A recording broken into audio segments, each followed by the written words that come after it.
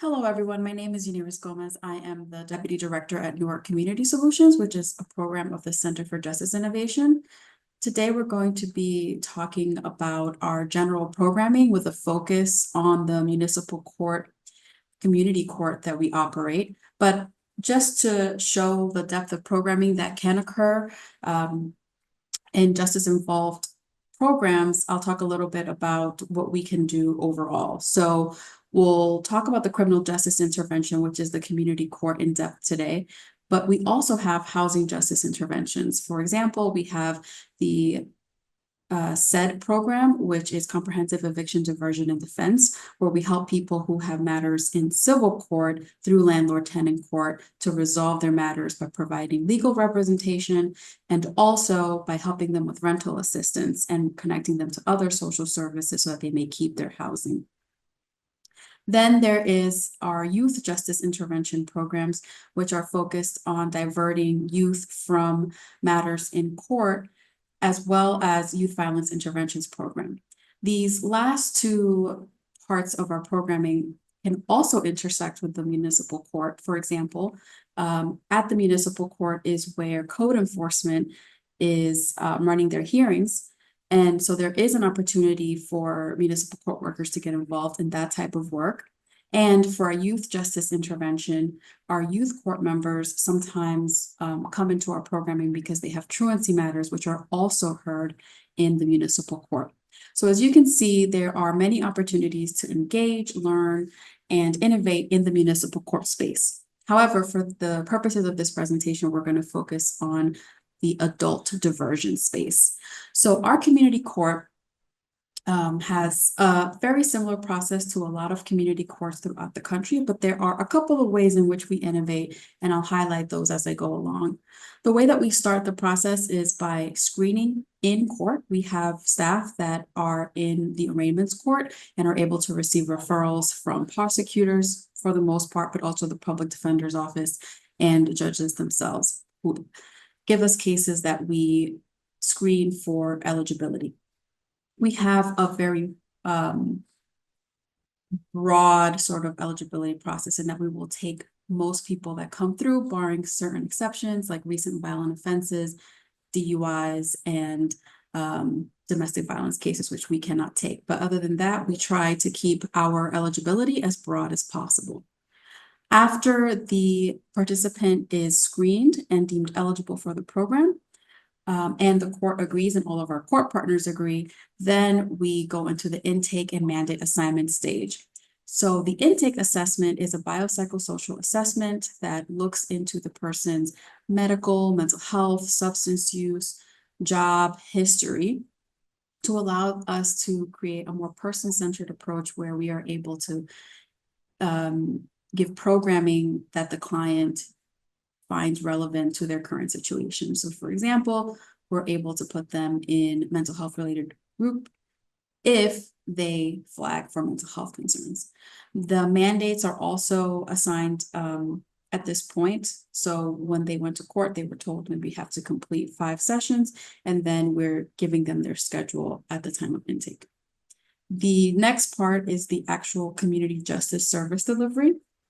And we'll go a little more in depth about where and how people can get credit for their mandates in the next couple slides. And then finally is the program completion portion. So hopefully if all of this has gone well and they've completed all of their programming by the court date, they complete the program, their record is expunged as well as their case being dismissed, which is a nice plus of this program.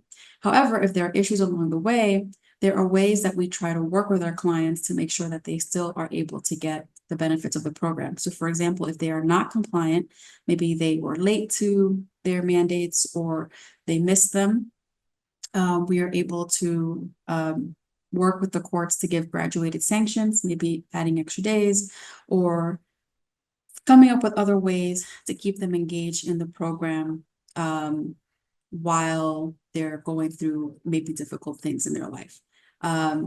There also is the possibility that the person will not complete the program. In those cases, they just go through the regular justice system and they are not eligible for the dismissal and the expungement. So some of the key features of our programming that makes it really flexible is a private-public partnership with the court. So we are in the courts, but we are not of the courts. This is something that we try to emphasize, especially when we're working with our clients, because that is always a concern. But as a private organization, we have flexibility where we can be adaptive to the community's needs while we're working with the courts and helping them resolve these matters. The way that we do this is in the first picture, you'll see we're in the court. We're physically in the court. We're helping clients. We're taking them through the process and working with court staff to help people go through that process. We also have community pop-ups. We are at local libraries and, for example, a homeless respite center that is in our area. And we will bring laptops and we will work with the locations who have computer centers so that people who don't normally have access to virtual court are able to attend court virtually and be compliant with their mandates. At this time, the Newark Municipal Court is still virtual, so this is still something that we are doing, but of course, this started during the pandemic. And another way that we are very flexible is that we do outreach in the community. So in the community, we either participate with other agencies to go to their resource fairs or outreach events, and we bring our materials in order to help out in those events, or we do our own outreach events at local community either agencies or hotspots that we've identified to try to engage with people who might have court matters and get them connected back to the courts so that they're able to resolve warrants and potentially participate in.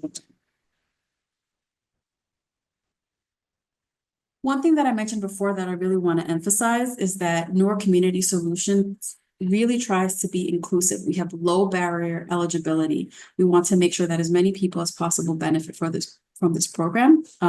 Historically, a lot of these programs are designated for people with mental health and substance use issues. But as you can see from our chart, the needs that people are flagging for are more likely to be centered around education, employment, general benefits, and medical needs. And so if we kind of limit the eligibility to just people who are flagging for mental health and substance use, not only do we miss all of the other people that we're working with that have these broader needs, but we'll probably also miss a lot of people that have mental health and substance use needs. So again, we want to emphasize if you're going to start a program like this, you want to try to be as inclusive and low barrier as possible. And as I mentioned before, there's a lot of ways that you can do these mandates. In the past, we had a lot of community service. We don't do that as of now. It has to be through probation since the last year or so. But we do have a lot of other opportunities for mandates. People can work with us at the courthouse to do groups, individual counseling sessions, and other types of programming that we run. So that's Newark Community Solutions runs it at the courthouse in one of our locations or at our community office. We can also have our own programming that we then partner with someone in the community to give in the community. So for example, if we run a group and we decide to partner with a substance use agency that wants us to do that group in their location, that way we can come to people and make it a little easier for the community to be able to attend these events and get credit for them for the court mandates.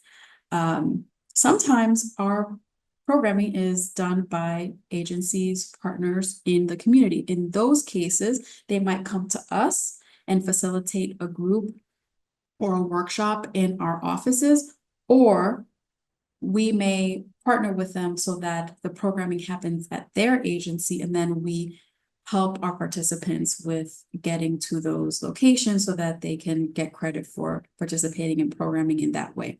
And that could be anything from attending a job fair to attending some mental health or substance use programming at another location, and then getting credit for it once we verify with our partners that they did in fact attend. So this is a way that we can be really flexible and expand our services, but also it shows that if you are someone that's interested in doing this work in a municipal court, that there's a lot of different ways you can do it. You don't have to do all of these. You can decide to be fully in-house, or you can have partnerships outside in the community to help facilitate your programming.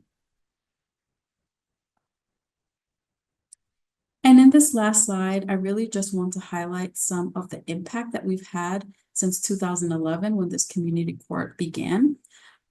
First of all, there has been a huge decrease in the use of fines and short-term jail sentences for the community in Newark.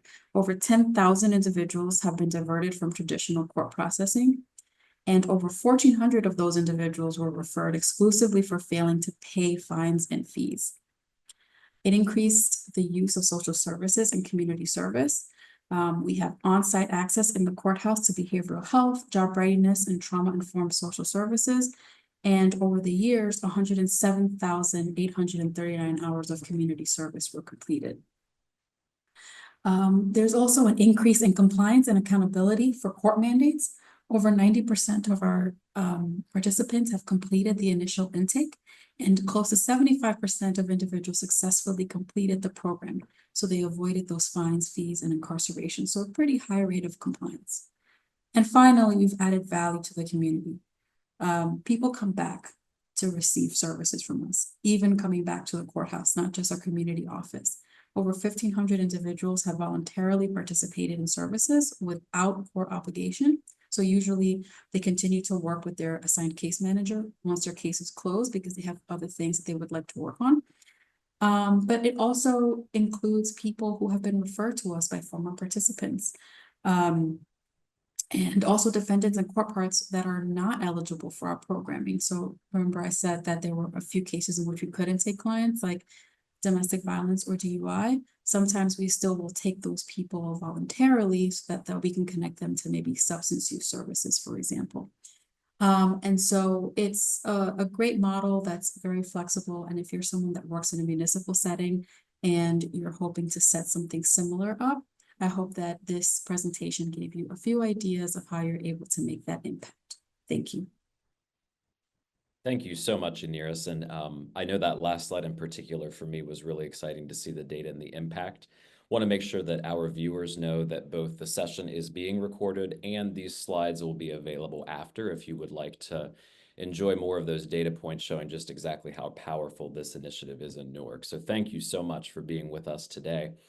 Our second feature today, across the country from Newark, New Jersey, was designed and implemented in Tempe, Arizona, as the brainchild of Dianna Kalandros. Ms. Kalandros, in her recent role, managing community supervision and counseling for the city of Tempe, spearheaded innovative solutions to supervision-related debt that incentivized economic mobility and self-determination.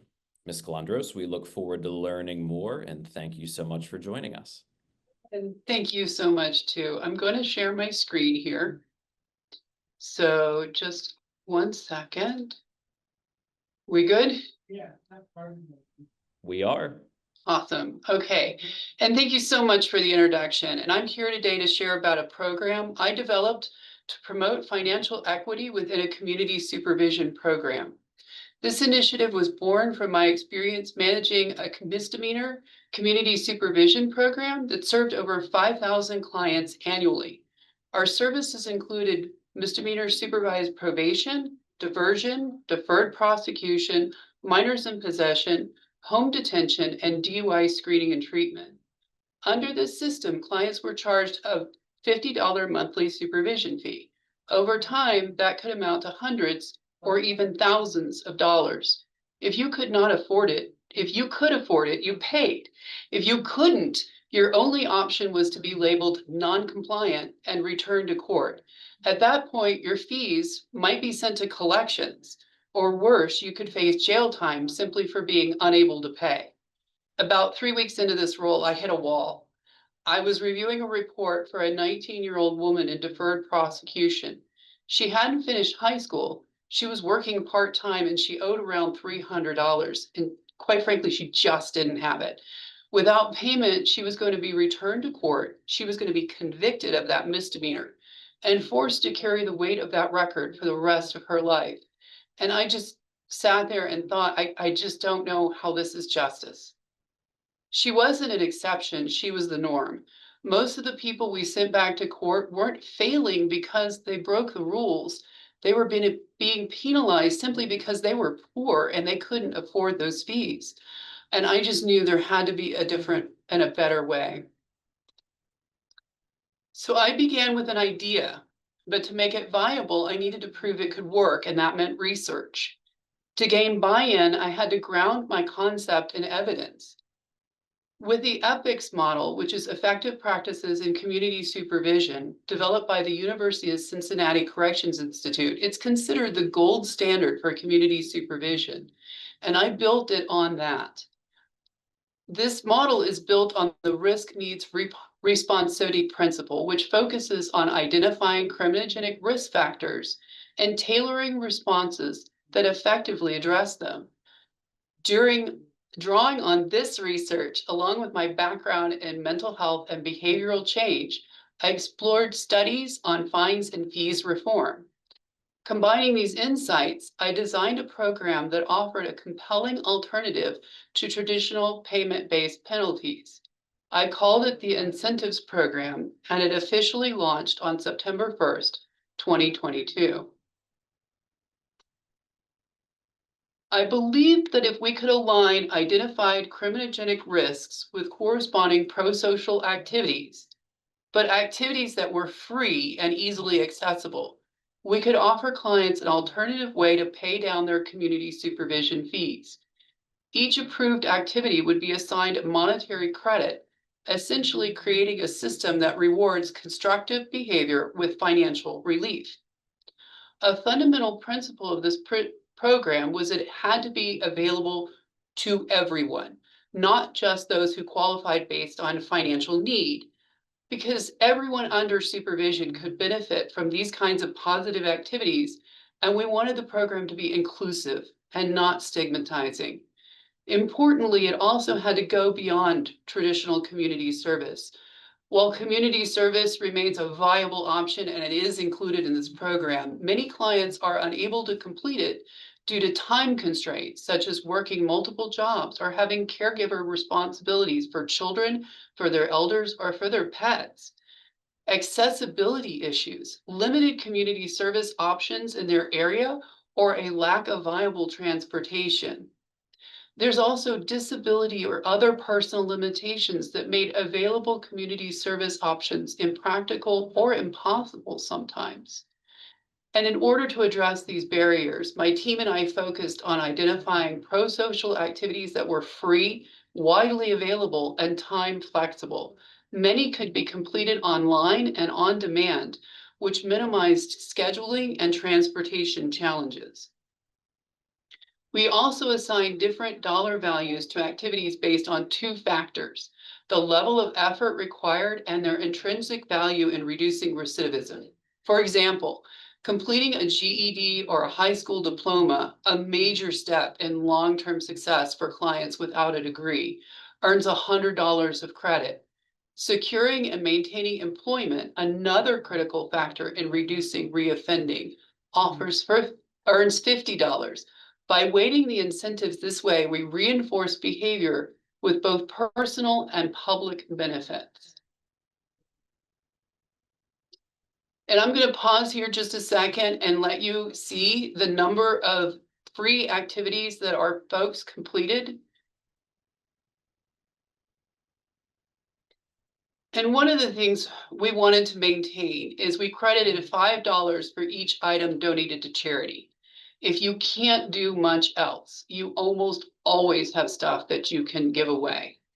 And one of the more compelling stories about that is we had a gentleman who had a son die from an overdose several years before. He was understandably devastated. This man had difficulty returning to work and his former life. He was pretty much paralyzed with grief. My staff and I spoke with him for hours because we really didn't want to send him back to court, but he was really struggling. And eventually, he decided that as part of the incentives program, in order to pay off his several $100s in fees, he was going to donate his son's belongings. And with this, his healing really started to begin. He also joined a support group for which we gave him credit, and that support group was for parents who had lost their children to overdose. And when he finally successfully completed this program, he told us how much it had helped him kind of just move past that grief and into a new and more productive phase of his life. So I'll never forget, in the beginning of the incentives program, one of my staff came to me and she had just completed an intake with a man and he had broken down in tears when she explained how he could use the incentives program to help pay his fees. He had told her that during his previous probation, he had been forced to sell his blood plasma just to make his payments.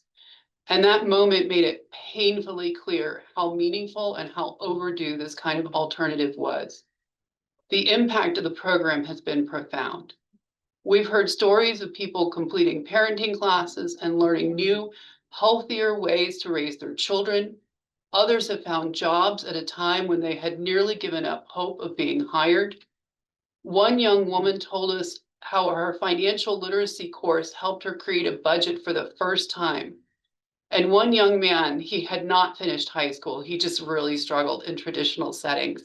He had earned his GED. He was so proud. His smile lit up the room. These are more than just completed tasks. They are life-changing milestones, and they demonstrate the true power of providing opportunity over punishment. I truly hope the incentives program would make a positive impact and a positive difference in people's lives, and I truly believe it has. And also, this program increased our successful completions by 140%. What I didn't expect was the financial impact. In the first 2 years of the program, we saw nearly a 10% increase in revenue from community supervision fees compared to the 3 years prior, when the incentives program didn't exist. Even more significantly, we achieved this without sending anyone to collections and with very few cases comparatively being returned to court for failure to pay. And I believe this reason is simple. When you remove a barrier that feels overwhelming, the task becomes manageable. People are more willing to engage when they feel they have a fair and an achievable path forward. We also observed other encouraging outcomes. More individuals gained and maintained employment during their supervision period than before when entering the program. It's not just a financial improvement. It's a long-term investment in stability and in reduced recidivism. And I just have to share with you one story that just forever this will be carried with me. We had a young woman, she was in her early 20s and she was a single mom, and she caught a break. In Arizona law, she would have been charged with a felony and somehow she didn't. She ended up with a misdemeanor. And we were so grateful when she came to us. But she came to us very angry and very defensive. And she had a family history of criminal system involvement. She knew what the circumstances she was facing could be. We did the intake, we identified those risk factors and immediately put her in counseling. She needed help with herself and her emotional regulation and the challenges that she had as a young woman. We also put her in Triple P Parenting, which is an evidence-based parenting program that really focuses on emotional regulation. And this woman, she put in the work. She attended all of her counseling sessions. She attended all of the Triple P parenting sessions, and that is not easy. It is a lot. And she was a bit reluctant at first, but once she started making those strides, she built on them and she built herself a life. And she started seeing how people and her family, in fact, had started responding to her differently. She ended up getting enrolled in a cosmetology school and getting her license, and she started her own business, and she has literally changed her life and the life of her children to come. So we are so proud of her. And that's just one of the amazing stories that we've been able to see the true impact of this program. Whereas if the traditional process had happened, she would have had those fines and fees. She would have struggled to pay them. She probably would have ended up in custody. We don't know what would have happened to that young child. And as a result, she's built a brand new life for her and for her family. So thank you so much for the opportunity to present here. Thank you so much, Dianna, for your for your time and of course for the journey that you have walked to creating this incentives program. Thinking back on just listening to you share really brings to mind a lot of the energy in the room that we were able to kind of capture with you when we joined you and colleagues in Tempe. And it is such a great opportunity to see how this landed with community because they see the change that this is having in their colleagues and their peers' lives. So thank you again for being such a big part of that catalyst for change in Arizona. Again, Thank folks, you. I know we've dropped it in the chat already, but if you have questions or comments for either Yaniris or Dianna, please drop them in the chat. We will get to as many of them as we can, and we should have just a few minutes at the end for a couple live Q&A as well. So our final guest today to bring it home for us is Mr. Anza Becnel. He is the founder of Growing Real Alternatives Everywhere, or GRAY, which he established in 2018. And since that organization's establishment, Mr. Becnel has helped create change through GRAY's unique approach to community warrant clinics. The Warrant Clinic is a one-day community court event that allows people to eliminate their warrants in traffic misdemeanor court. And under Mr. Becnel's leadership, GRAY now has a multi-state presence, and their work in the community has provided relief from the threat of arrest for thousands of individuals across the country. So to help set the stage for Mr. Becnel to share more about GRAY and their community warrant clinics, they have provided some really powerful media features and testimonies for all of us to enjoy together here before we welcome him to the webinar series. So at this time, we have a little video for you. It's a Friday night in Pontiac, Michigan, a suburb north of Detroit. You know that, eh? And Jasmine Allen is helping her two youngest daughters with homework. So those are the notes you're supposed to copy and turn in? Yeah. At 33, she's a busy single mom of three who works part-time jobs in retail and manufacturing. But she has bigger dreams. I want to go to nursing school. And that's all I keep thinking about is going to nursing school so that I can better position myself and my daughters. So what's 5 times 5? For Allen, nursing school seems out of reach because of one frantic evening back in 2016 when she was speeding to be with her dying father. She received 2 tickets that night, and her father died shortly after. So with all of that going on, I completely forgot about all of the tickets. I got pulled over again 2 years later, and that's how I found out that those tickets had turned into warrants. Because Allen had failed to pay her previous tickets or contact the court, a warrant had been issued for her arrest. The officer let her go, but did issue additional tickets, which also ended up becoming warrants. Day to day, how often are you thinking about these warrants? Every day. Every day. All day. What? It's a great day in Pontiac, man. It's the Warrant Clinic. That's right. Shout out to everybody that came outside to take care of business. In partnership with the national nonprofit Black Voters Matter, Anza Becnel, the founder of Growing Real Alternatives Everywhere, or GRAY, works with local judges and community grassroots organizations to run weekend warrant clinics. Held in the community, the clinic's atmosphere is far removed from the traditional courtroom. There is a DJ, food, and limited police presence. There's also childcare and transportation for those who need it. Even holding court on a Saturday gives a lot of folks more opportunity to do what they actually want to do. And that is take care of their matters and be productive citizens. But for Allen, the main draw was written right on the poster. No fear of arrest. Keeping your mom company? People are understanding this is not a sting operation. We are really lifting these warrants so that people can be out there legally. Part of it is just building back trust. Allen and her daughters appeared before a plainclothes judge, Cynthia Walker. Most courtrooms have the judge sitting a little bit higher. And I think there's more of a feeling of connection with the person sitting across from you. Tell me what your names are. Hidarie? Allie, okay, glad to have you here.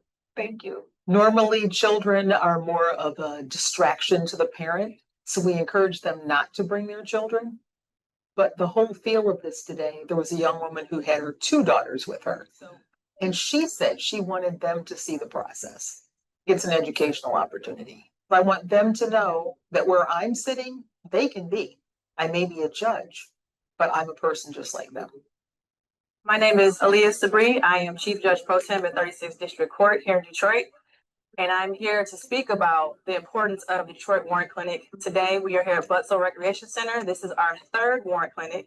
And I want to speak on the importance of continuing this partnership with different organizations, especially our own Wall Street, to bring people out to take care of their warrants for traffic matters. So I've been at the court for 8 years. And when I'm in the community, people are always speaking of how they are in fear of being arrested and how they don't trust or have good relationships with the judicial system. So what we decided to do was come out into the community and provide resources as well. We have the Secretary of State here and other resources to help people to get their matters in order. Because what we have seen is that when people can take care of their warrants, get a court date, have clear understanding of what they should be doing next, they can get their license back, which means they won't be in fear of getting arrested or getting, their job taken away from them, children, or going to jail, Wayne County Jail, for small matters such as a traffic warrant. So I am partnering with these different organizations, and I am committed to continuing to come out to the community to make sure people can take care of their misdemeanor warrants for traffic, especially in Michigan, because our public transit, we are still working on that. So people are highly dependent on driving, especially in the city of Detroit. So if you don't have a car, you can't drive. You have to rely on Ubers, Lyfts, or public transit. Some people can't afford that as well. So to get to court, to your job, or to get anywhere, drop off at school, you have to have a car. If you don't have a license, you are penalized to a high level that almost to me is unconscionable in the city, in the state. So it's important. People don't understand that. People sometimes laugh about not having a license, but once you get pulled over by the police and they issue a misdemeanor, which means it's a criminal matter, then people understand the seriousness of it. And the number of people who do not have their driver's license in Michigan over the age of 18 is shocking. So we are here to try to help them with that. Well, the city of Mobile decided to engage in this initiative because it's truly an opportunity to provide our citizens, our residents, with an opportunity to resolve traffic-related warrants in a non-intimidating and supportive way. So we thought and only saw fitting to partner with Gray in doing that. Being able to come together and foster a sense of community while taking care of business. So it allows the court to help manage its docket while helping our citizens clear their record. We've actually had quite a bit of accomplishments through the traffic warrant clinic here in the city of Mobile. The primary thing is obviously we've been able to resolve hundreds of traffic warrants, and we're able to do so in a safe space that's welcoming. Also, the huge goal too is to improve public trust, especially since we're doing it in a non-intimidating way. And collaborating with Gray has helped us expand our reach and impact of the program. So it has been very successful, what I call a win-win situation for our residents as well as the court, the city of Mobile. A win-win situation indeed. Well, Mr. Becnel, thank you for joining us. Looking forward to learning more from you and with you. And thank you so much for your work. The floor is yours, sir. Thank you so much, Zach. Those 2 first presentations are going to be hard acts to follow. That's some great work happening in Newark and Tempe. And so I'm happy to be presenting on behalf of Gray, Growing Alternatives Everywhere, on the Warrant Clinic and its implications around the country. So I'm going to share my screen here and we're going to get started. So again, I am Anza Becnel. I am the founder of Gray and established in 2019. And our goal is to reimagine systems of justice here in this country. Our goal is to basically recreate our justice system as we know it by allowing community a role and a stake in the recreation. And so starting out here, there's a problem happening where folks are not appearing in court. And this problem affects the court and it affects the community. But I think folks see it in two different ways. Not appearing in court is also known as a FTA, which is the failure to appear.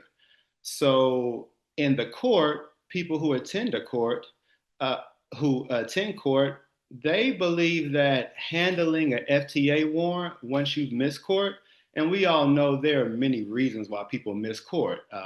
They might have had to work that day, they might have gotten the date wrong, they might have had car trouble, a child might have been ill. There are a number of reasons why a lot of cities in this country have a backlog, have a list of tens of thousands, sometimes hundreds of thousands of people who have open active warrants in traffic and misdemeanor court around this country. And so people are missing court, they're getting warrants, and the community feels like once they have a warrant, that they're arrestable, that because they ran a stop sign or got a speeding ticket, they're going to be arrested. And so then handling that warrant becomes really cumbersome. And we've heard a lot of presentations today about different ways that courts have partnered with the community to handle these issues. But yet and still, as we all can probably agree, this issue of warrants and people living in fear of arrest, not being able to get a driver's license, this problem is still pretty prevalent. And so the court sees the problem a little differently.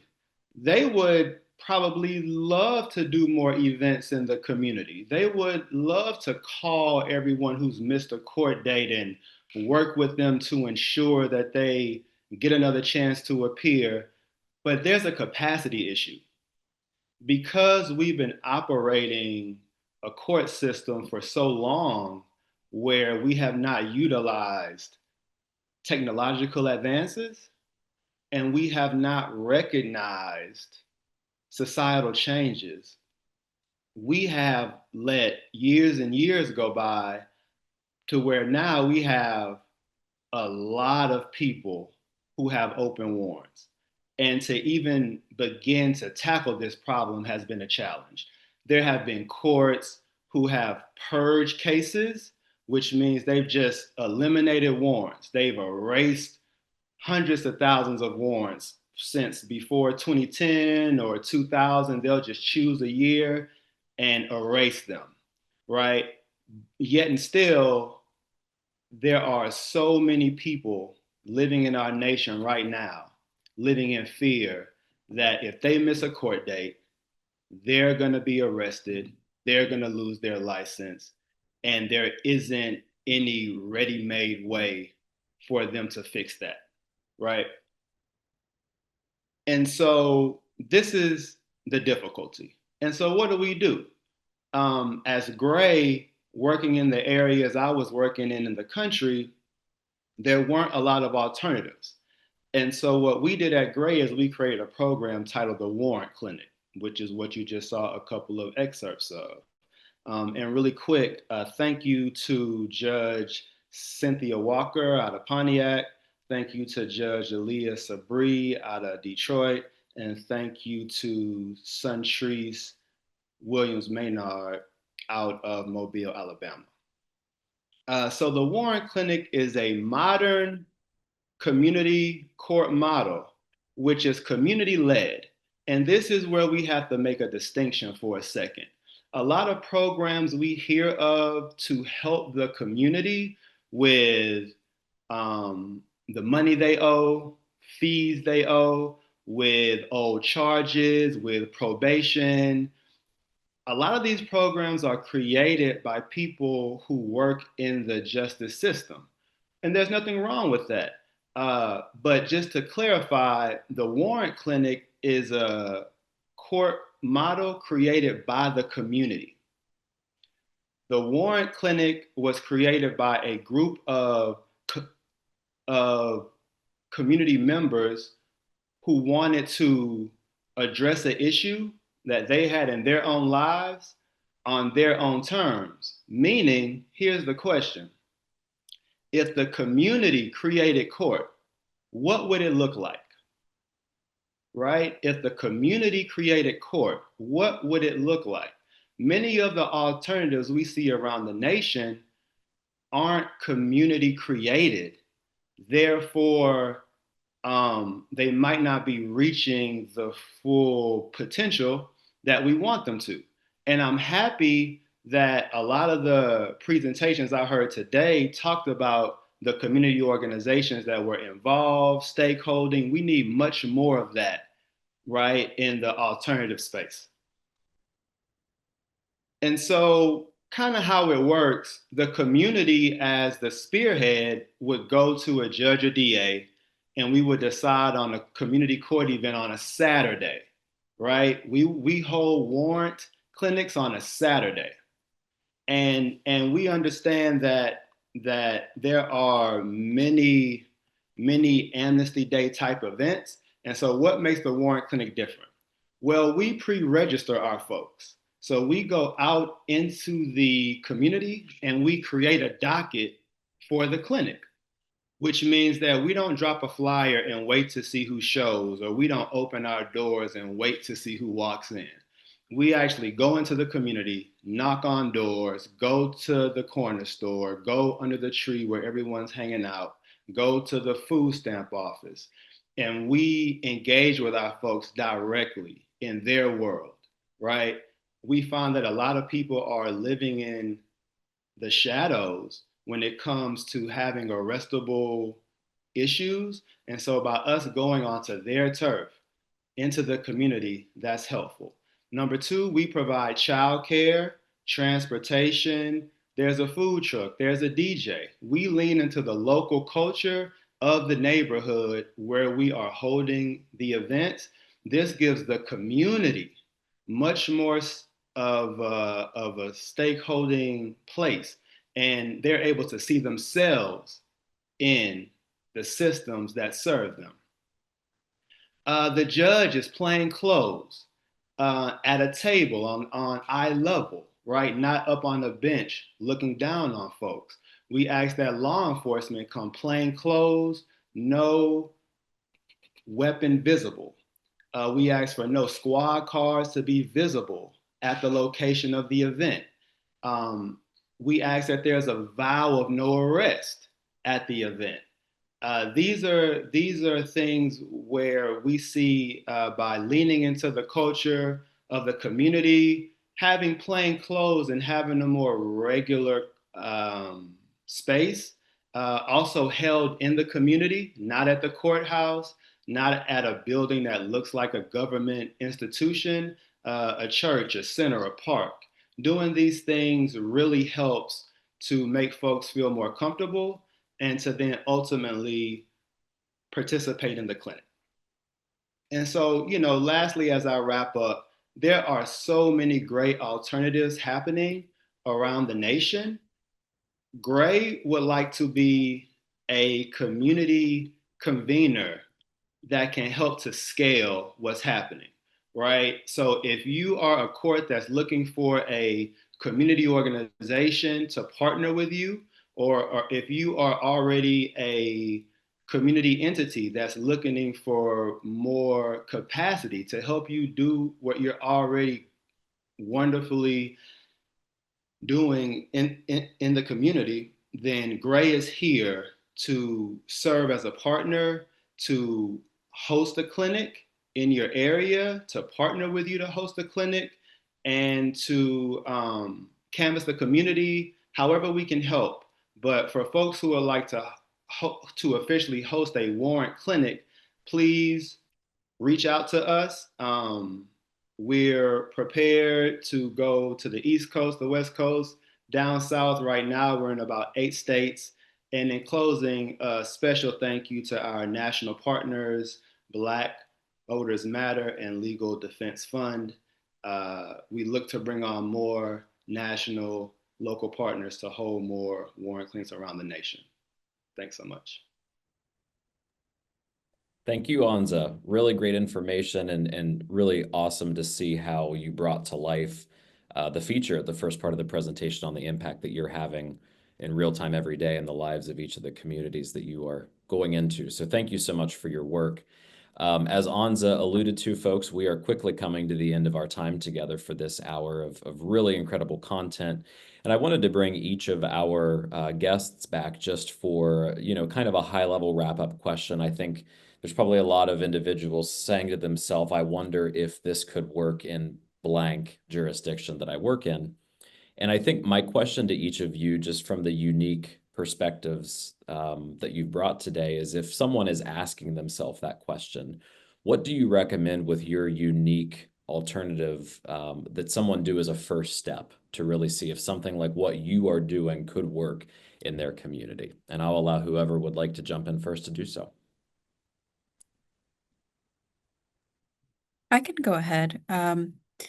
If you are looking to start an initiative like this, I think one of the most important things that you can do is to talk to your community and the potential court partners as well, right? Get a sense for what the needs are in both spaces.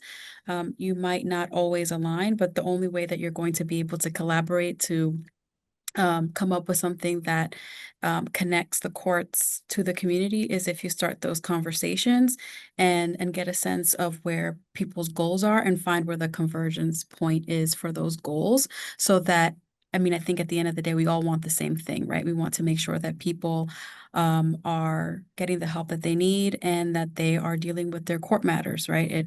It's a matter of public safety for everyone. And we want to be able to do it in the most humane way possible. And the best way is to communicate with each other. Great. Thank you. Dianna or Anza? Yeah, I'll go. And so one of the things I think is really important is within that community to find yourself a champion. One of the people that was really instrumental in helping me was one of our city council members who recognized that this was an important program and that, even if we were to lose revenue, which was one of the concerns that we had, that was something that we could overlook as a community because of the positive impacts it was going to have. And so looking for that champion, and that could be someone in a lot of different areas, would be really helpful for starting something as a new initiative. Great. Thank you. Anza? Yeah, I would probably echo for Gray, we understand that we are not the administrators of court, that the judge and the DA and the clerk is. And so to have those folks is important. I would also say lean into the culture of the local area. That's probably really going to help your turnout and your longevity of the program. Great ideas. Well, let's sit with that. We've got 3 more minutes here, and I want to squeeze out every minute with y'all that I can here. Let's think about, for a second, resistance. Do any of you have an anecdote to share around any resistance you may have received early in the design and implementation that would be helpful to share how you worked through? So I do. And that's why so much research was important in my program, is because my direct report, the person above me, was very punitive oriented. That was a philosophy that had come along with his experience in education. And I had to basically work through some of that resistance by showing that kind of punishment doesn't work, especially in a misdemeanor world. And there's just a lot of things that go on in people's lives when you're in a misdemeanor land that have a social determinants essentially impact when you're in these kinds of situations. And so providing that research was really helpful to me. And there's amazing research out there for that purpose. Great. Thank you, Dianna. Other thoughts? I can go. I think that when trying to recreate court, there's a lot of resistance to what people view as habits and norms, right? So judges wanting to wear a robe, for example, at a community court, law enforcement wanting to wear a uniform and have a weapon visible in a squad car parked right in front of the door at a community court, right? These are things where Gray has found challenges. And And so we like to say that this is a long-term partnership, right? This is not a short-term thing. We also like to say we're partnering with the office of, not the person in the office. Sure. And then lastly, by calling the warrant clinic a win-win, we really got to lean on how the system change, how helping the system work more efficiently ultimately works for all of us. Mhm. But those challenges of changing those regular court proceeding norms can be tough. Great. Thank you, Anza. Yaniris, anything you'd like to add?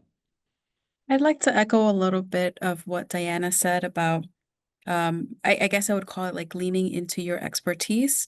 We might not, you might not be working necessarily, when you're working with these programs, you're working with clinicians and other people that, have a different view of like human behavior and how to make sure that people are getting the most out of these programs, that that they're able to complete them, and leaning into the expertise of your partners who not only want what's best for the community, but they also want to make sure that these programs are successful in these court spaces. And so leaning into their expertise and trying to learn from their perspective. Thank you. And thank you to all three of you for joining us today. And as we draw our time together to a close for the hour, I want to really offer each of you a very sincere word of gratitude for being here, for sharing your expertise, and of course, for the impact that the initiatives that each of you administer have created through that innovation and the opportunity that we all have to be part of this ongoing change. Folks, as with all other sessions in this webinar series, today's conversation will be available on CJI's YouTube page, as well as other links provided. You will receive a copy of this recorded session, slides and resources as well, and follow-up information for those that did register. Also, for those who registered for today's webinar or any webinar in the series, please be on the lookout in your email for a save the date from the Center for Justice Innovation this fall. We'll convene together in person to continue exploring many of these themes from this webinar and the project writ large. So again, be on the lookout for that. We would love for you to join us. Thank you again for joining us today, everyone, and for the role that you play in forming a more just municipal court system. We wish you all a great rest of your day and take good care.